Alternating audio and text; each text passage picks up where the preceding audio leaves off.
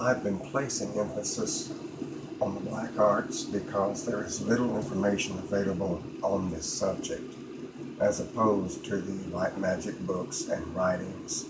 In order to have real power, one must be adept at both. This takes time, patience, and a lot of work. Many people often wonder why their spell workings have failed.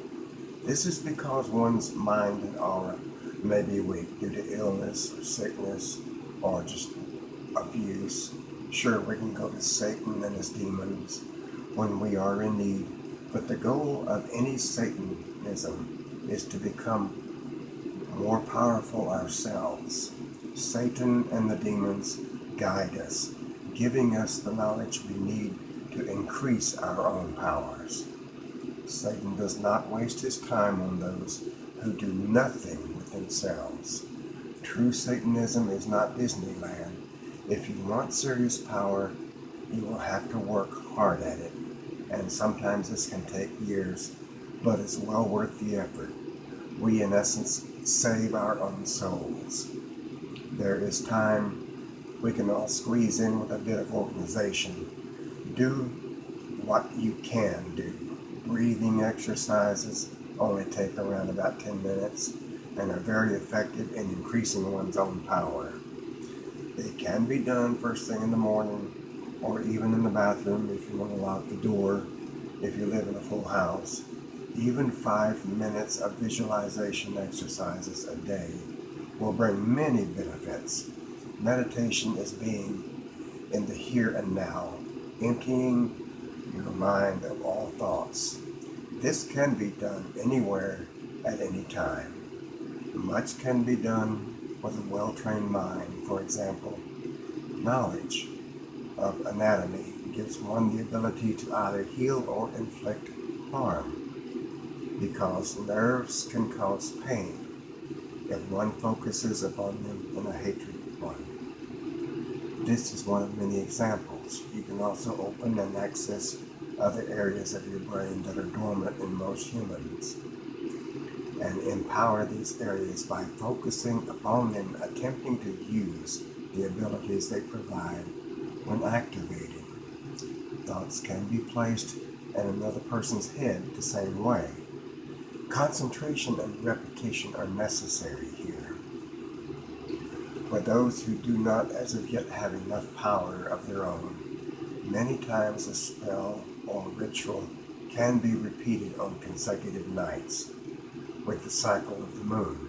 Spells for growth and increase should be performed during a waxing moon, while spells for destruction should be performed during a waning moon. In some cases, spells may need to be repeated when a working is successful. You should know it, and there is usually no more need to repeat it. For those who like to do their working outdoors, the earth has vast energy reserves for people who know how to manipulate energy. The use of a pendulum, for example, can prove invaluable. Obtaining consistently accurate answers from a pendulum takes much practice and patience. One can begin with a map of a suitable area that is secluded for your ritual work. By using a pencil in one hand and a pendulum in the other, a series of simple yes and no questions can be asked to pinpoint a spot. The pendulum will begin to move rapidly in circles when taken to a spot out of doors where there are natural lines of earth energy. Stones can be used to enhance a circle of power. The circle of power is for building and concentrating your energies before directing them at the desired goal. Stones containing quartz increase the power of the energies in the circle and act as transmitters.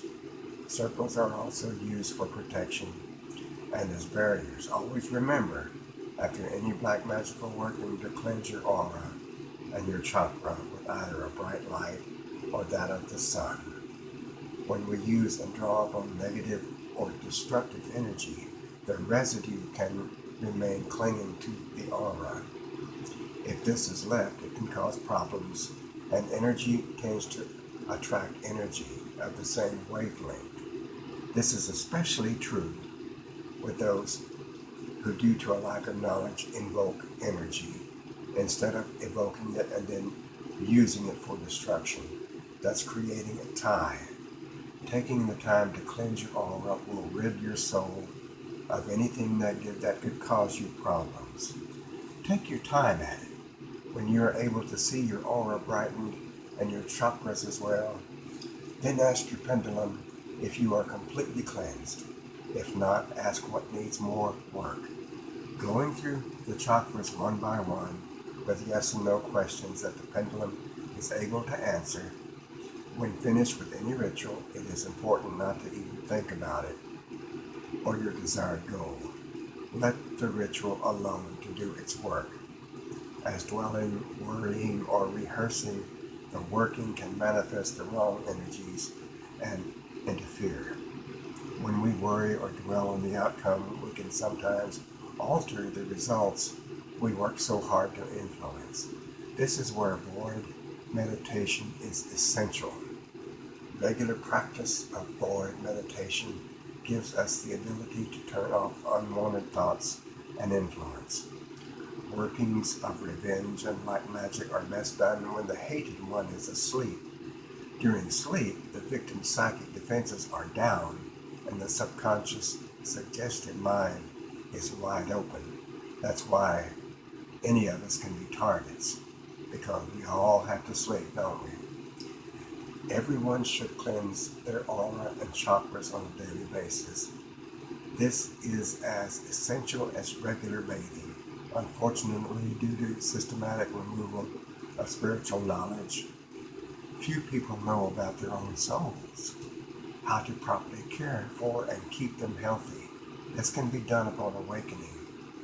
It doesn't take long and can prevent illness, psychic attack, or other negative energies from getting a hold. It will also enhance your charisma when interacting with others. Now, the following ritual is basically for beginners and those who are new.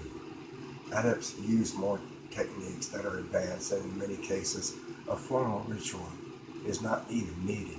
The strength of your mind and aura alone will and focus determine the outcome of any destruction ritual. When one is new, Satan and his demons often grant favors, but the essence of true Satanism is self-empowerment. The destruction ritual begins with the standard ones. After invoking the 4 crown princes of hell, you should read a prayer that you have written by yourself in your own words, asking for the destruction of your said enemy. Working on only one enemy at a time unless you have specific agreement with a demon or demoness in exchange for services you both agree upon. Attempting to punish more than one enemy at a time will only weaken your energies, and as they will be dispersed. Energy should be directed like a laser to do its job. Included in the prayer should be the name of the offending one, the severity of the punishment you wish to see inflicted, and how they offended you, and your feelings about being victimized. It also helps to have either a small personal possession of the offenders or a photo of them, but not always necessary. Either read the prayer aloud or silently to yourself, then push the tip of your athame through the paper and light it with the flames of one of your candles and place it in a burning bowl. Now, the next step is extremely important. The following is a good cathartic that can be a lifesaver to one's mental health and psychological well-being. This is the meditation step and is highly recommended in cases where there is an extreme amount of pent-up anger and hatred.